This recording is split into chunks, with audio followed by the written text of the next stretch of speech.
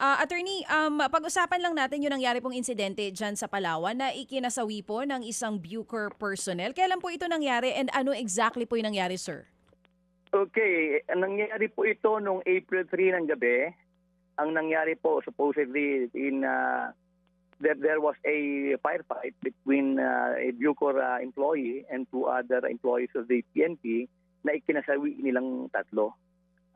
Pagkatapos nagkaroon po ng Special Investigation Task Group ang PNP to conduct investigation, but the NBI, considering that the family of the namatay na Bucor employee sought the assistance of the NBI, kami po ay nag-conduct ng parallel investigation. Okay, kasabay niyo po ang investigasyon ng PNP pero with NBI, kumusta na po? Anong initial findings niyo, sir? Hindi lang pala Well, isang personnel ng Bucor ang namatay, isang Bucor personnel and then dalawa naman po sa hanay ng pulisya.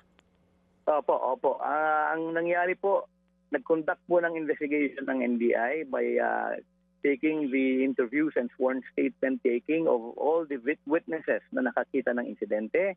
Nakipag-coordinate na rin po kami sa PNP in order to secure documents, particularly the SOCO reports na nag-conduct ng kanilang ballistic examinations, ng all firearms involved at ng autopsy examination sa mga namatay. So medyo substantial naman po ang findings ng NBI, although we're still trying to clarify certain matters, particularly in the SOCO report which was rendered by the PNP. Kaya tuloy-tuloy lamang po kami ng investigation. Oo, may iba pa po ba na involved dito sa insidente or silang tatlo lang? Kasi I believe dun sa nakita namin balita na witness nung mag-ina nung Bucor personnel, yun nangyari. Tama po ba ito? Tama po yun. Ang nangyari po, para magkaroon lang tayo ng konting summary, no? Base po doon sa initial na news report, nagkaroon yata ng pagkakataon na dumaan sa isang burol doon sa barangay na pinangyarihan ng krimen. Itong dalawang non-uniform, hindi sila naka-uniforme ng dalawang pulis. So nagkaroon yata ng hindi unawaan doon sa mga nandoon sa burol, nagkaroon ng suntukan. Pagkatapos nung pull out yung dalawang tao na nakasakay sa motorsiklo, they came back with several other PNP officials. Pero lahat po sila hindi naka-uniforme. Now, in the process, doon sa isang bahay na pinasok nila na nakatira itong si Bureau Correction Officers 1 Talon, doon po nagkaroon ng barilan at namatay siya at yung dalawang police officials na pumasok doon, nagtangkang pumasok doon sa kanyang bahay. Ganyan po ang nangyari. Ilan daw pong pulis ito? Well, it would appear based on the reports coming from the PNP na 6 sila.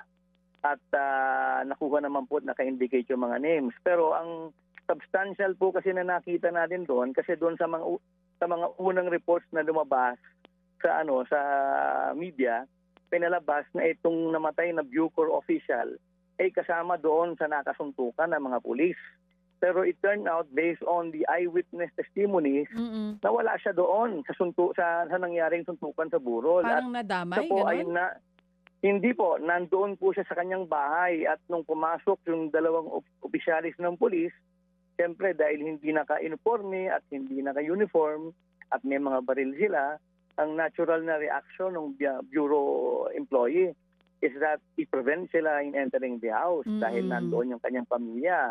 At doon na nga po nangyari yung barilan. Oo. Sir, barilan po ba talaga yung nangyari? Kasi may video na pinapakita yung pamilya nitong nasawing Bucor personnel. Ang sinasabi, makikita daw dun sa video nakadapa tapos nakatali yung kamay nitong personnel. Gaano po ito katotoo? At saka ang tanong din po, Okay. ano daw po ang ginagawa ng mga pulis doon? Bakit papasok dun sa bahay? Yun nga po, yun po ang ating bine-verify, no? Ang nangyari po kasi dito, if I may be allowed to explain, mayroong unang dalawang police supposedly na gustong dumaan sa isang malapit na burol doon sa barangay.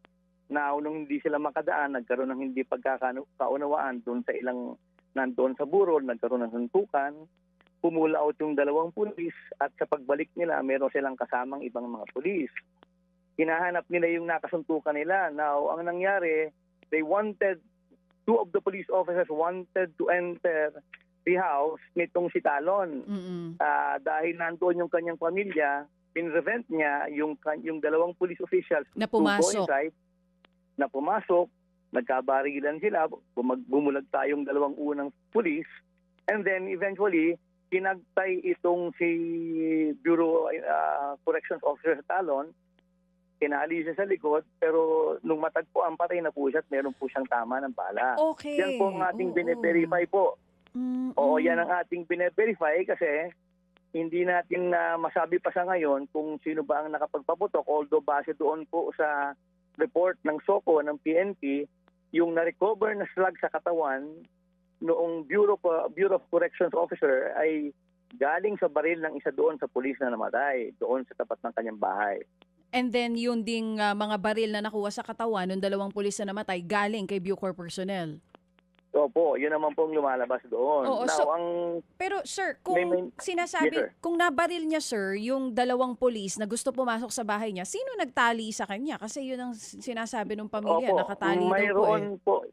Mayroon pong mga ibang police officers na kasama yung dalawa eh. Kasi lumalabas po base sa report na nabasa natin from the PNP, 6 ang dumating na mga pulis doon sa barangay at balak nga raw yatang arestuhin yung nakasuntukan ng isang Oo. kasama nila. Yung mga kasamang Minutes pulis. prior to that. Oo, Opo. yung mga kasamang pulis. Tapos sa ngayon po, ito po ba mga pulis na ito, relieved na po sa pwesto? Katunayan po, yung buong station was relieved by the PNP chief. Pinalitan po sila lahat. At yung 4 na pulis na kasama during the incident ay nirelieve po at under preventive suspension. Oh. Sir, magandang umaga, si Maricel po ito. Ilan po yung Yes, ma'am. ilan pong pulis yung nandun sa buong estasyon? Well, ang lumalabas po sa lahat ng nabasa nating report, yung lahat ng police doon sa station was actually relieved. Particularly the head of the station because of the command responsibility na tinutukoy ng chief ng PNP. Oh. Pero ang kasama lang po doon sa raid, including doon sa yung namatay, ay lumalabas base sa kanilang report ay 6 po. Pero sa initial investigation po ninyo, sino po talaga yung nakasuntukan ng mga pulis doon sa burol? Ang nakasuntukan po nila ay isang residente doon at hindi si Talon. Katunayan, nakunan po natin ng statement.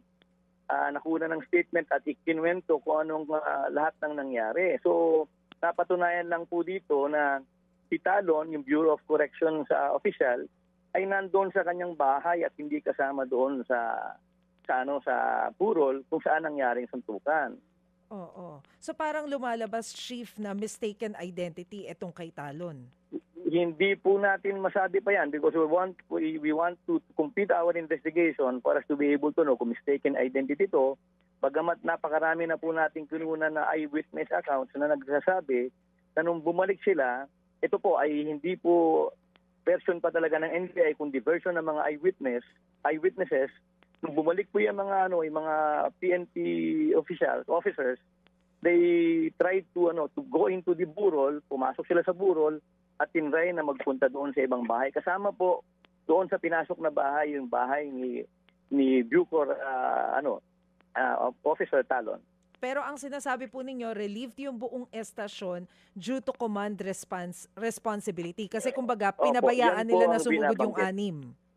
Opo, parang ganyan pong lumalabas doon sa order ng Chief PNP.